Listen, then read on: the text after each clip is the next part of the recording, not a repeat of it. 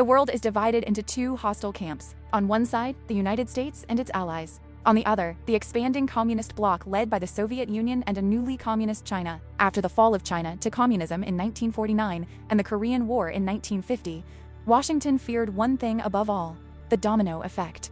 If one nation in Asia fell to communism, would the rest follow?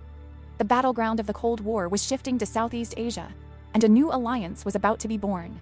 On September 8, 1954, representatives gathered in Manila, Philippines. They signed what became known as the Manila Pact. This treaty created Seato, the Southeast Asia Treaty Organization. It was designed as Asia's version of Nato. Its purpose was simple: contain communism in Southeast Asia at all costs. But unlike Nato, Seato would face serious structural weaknesses from the very beginning. They had 8 members: the United States, the United Kingdom, France, Australia, New Zealand, Pakistan, Thailand, and the Philippines. But here's the irony. Most Southeast Asian nations, like Indonesia, Malaysia, and Burma, refused to join. The alliance meant to protect Southeast Asia barely included Southeast Asia. The driving force behind Seato was the domino theory.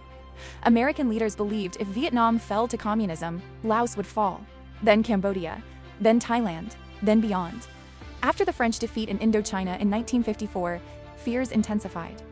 Seato became a legal justification for Western intervention in the region, especially in Vietnam. When conflict escalated in Vietnam, Seato was supposed to act collectively, but it didn't. There was no standing army, no unified command structure, no automatic military response clause like NATO. Instead, the United States carried most of the burden alone during the Vietnam War. Seato existed on paper, but not on the battlefield. The alliance suffered from internal divisions. France was reluctant to engage deeply after losing Indochina. Pakistan was more focused on India than Southeast Asia. Britain had its own global priorities. Without unity of purpose, Seato struggled to remain relevant. And as communist movements gained strength in Vietnam, Laos, and Cambodia, the alliance's credibility began to crumble. By the 1970s, the geopolitical landscape had changed dramatically. The United States withdrew from Vietnam. Communist governments took power in Vietnam, Laos, and Cambodia. The very dominoes Seato was meant to stop had fallen. In 1977, Seato was officially dissolved, quietly, without ceremony, almost forgotten. Seato is often remembered as a failed alliance. It lacked regional legitimacy, it lacked military strength, and it lacked unity. But it reveals something important about the Cold War. Fear shaped foreign policy.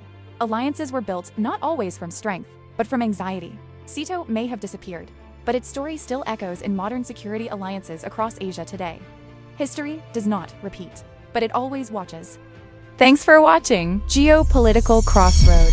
History in Shorts. Please like, subscribe, and share.